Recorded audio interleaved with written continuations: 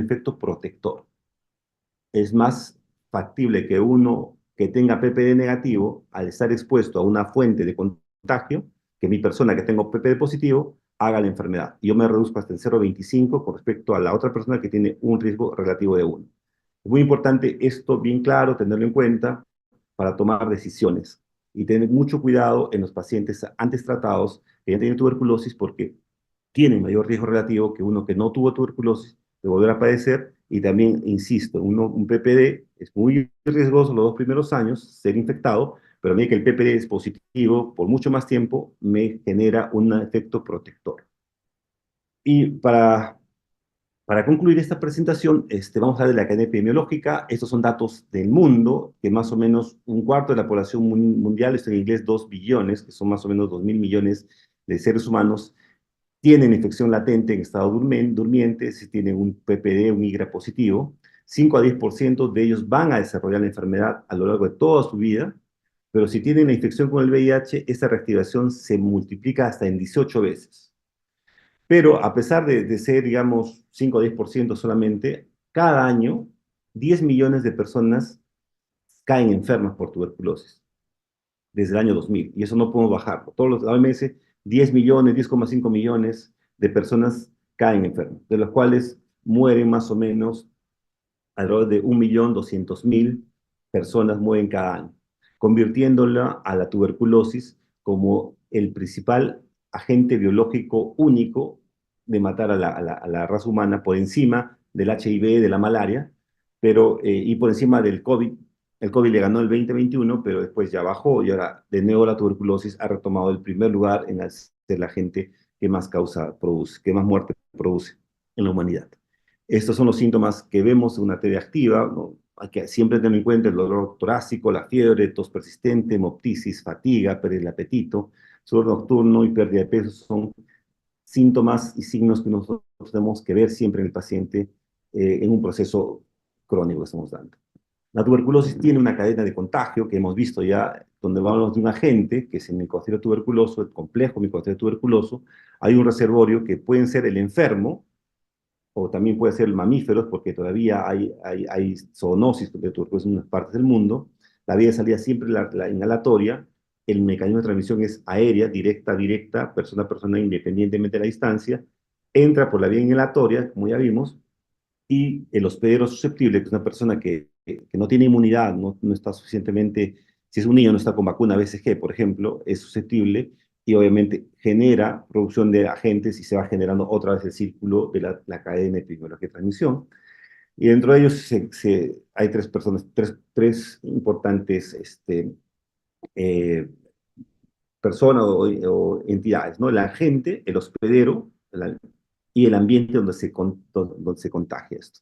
El infectado sano, que es el potencial reservorio, que, como ser nosotros que en un momento dado nos enfermamos y nos convertimos en transmisores, somos potencialmente reservorio. El enfermo, que es un real reservorio que está enfermo y tiene la bacteria y está eliminándola constantemente, y el sano que tiene una vía sano vulnerable, ¿no? Que puede inhalar la bacteria y no tener la capacidad de eliminarla y generarse la infección y posteriormente la enfermedad.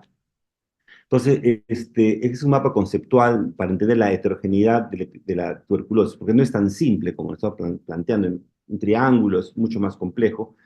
Y vamos a ver que hay cosas que son muy específicas de la bacteria, como es su fitness o su adaptabilidad, la respuesta al tratamiento, la contagiosidad del enfermo, que la tiene, si es BK positivo, es positivo o negativo, si tiene pulmonar, cavitario o no, la susceptibilidad del hospedero o del susceptible, que puede ser VIH, que tenga un problema hepático importante, por ejemplo, un paciente renal terminal es muy susceptible de tuberculosis, y el componente ambiental, la polución aérea, la ventilación, el hacinamiento, obviamente la congregación, ¿no? Y la pobreza, la inequidad, el desempleo son ya determinantes distales. Entonces, todo esto suma para que tengamos a la tuberculosis presente en nuestra vida cotidiana como médicos, como salubristas, como comunicadores, que también he visto hay comunicadores.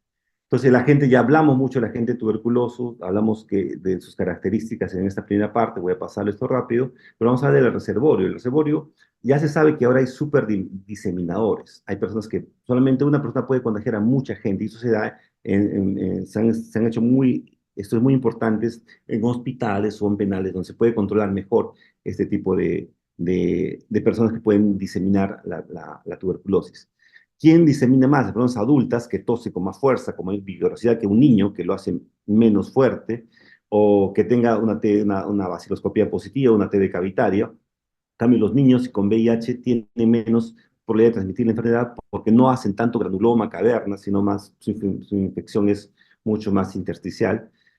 Hay factores sociales, por ejemplo, incluye mucho cuántos contactos nos hemos expuesto, qué distancia hemos tenido boca a boca, el tipo de hacinamiento, todo eso influye. Ahora también se está evaluando la característica de la tos, hay inteligencia artificial que está entrando en esto de escuchar la tos y definir el pronóstico de tuberculosis y evaluar en el tiempo también cómo está esto en la tuberculosis y la capacidad de generar aerosoles. No todo paciente con baciloscopía tres cruces genera aerosoles. Hay máquinas especializadas en definir cuándo una tos genera o no genera aerosoles. Y aquellos que generan aerosoles son los que más contagian, más transmiten a la persona. Y obviamente los factores programáticos, si hablamos bien claramente, ¿qué tan fuerte es el Programa Nacional de Tuberculosis? Y si hay protección social, si hay otro tipo de soporte a estas personas para que tengan un adecuado tratamiento y su periodo de contagiosidad disminuya. 3 minutos, doctor. Perfecto. El personal susceptible son, bueno, el paciente con VIH, el paciente con diabetes, hemos visto son personas que son susceptibles, ya hablamos de un grupo importante que ya se tiene evidencia sólida, que son gente que es muy susceptible a reactivar la enfermedad como malnutridos, medicamentos inmunosupresores, quimioterapia, diabetes no controlado, sépticos, adicción a drogas, fármacos, tabaquismo y algunas neoplasias. Y para terminar el informe físico, ¿no? Del entorno donde estamos, el entorno físico, el hacinamiento, la pobreza, la cantidad de carga de tuberculosis que hay en la comunidad, la forma como las personas trabajan, cómo todos los días tienen que tomar una movilidad que está repleta de gente, no pueden alimentarse bien adecuadamente, hay una mala ventilación en el trabajo, en el hogar, en la casa obviamente, cómo los sistemas sanitarios y de salud pública van a modificar estas condiciones sanitarias. Es algo que vamos a ver mucho cuando hablamos de determinantes sociales. Y recientemente fenómenos de migración que estamos teniendo, ¿no? De desplazamiento, tanto en la región como en el resto donde está muy frecuente la guerra. Estamos viendo estas realidades muy duras que van a ser, obviamente, potenciales amplificadores institucionales de la tuberculosis, que ya se sabe que menos del 20% de los casos de tuberculosis se creen en la casa. Ustedes van a ir a su centro de salud ahora y van a hacer una encuesta de todos los pacientes que han tenido el último año y van a darse cuenta que solamente el 20% de ellos tienen un contacto domiciliario en casa. El 80% no se sabe dónde lo adquirieron. Y eso ya es algo hay bastante literatura de esto, de la región de las Américas, de África y de otro lado. Entonces, ¿dónde se adquiere la tuberculosis? Principalmente en prisiones. Hay estudios que demuestran que yo adquirí la bacteria, tal genotipo, en la prisión, salí a la calle después de muchos años y recién en la calle voy a enfermarme de la bacteria que adquirí en la prisión. Igual, los establecimientos de salud, el transporte público, iglesias, colegios, bares, tabernas, donde no hay ventilación, todo es oscuro, todos van a divertirse, ahí posiblemente también se contagie la tuberculosis y en las zonas calientes de las ciudades, grandes ciudades, los barrios donde están trabajando. Este es un mensaje final. El 24 de marzo de 1981 falleció Oscar Romero. Oscar Romero es justo el Día Mundial de la Lucha contra la Tuberculosis. Muchos estamos proponiendo que sea el patrono de la región de las Américas contra la tuberculosis, por esa coincidencia justo de cuando Koch lanzaba al mundo en 1882 su descubrimiento, más o menos 100 años después, casi 100 años después, asesinaban a Monseñor Romero en El Salvador y él era un luchador fuerte contra la injusticia social, contra los derechos, contra la dignidad humana, ¿no? Y él dice, hay que combatir el egoísmo que se esconde en quienes no quieren ceder de lo suyo para que alcance a los demás. Este mensaje es muy importante y bueno, eso sería todo por ahora. Entonces,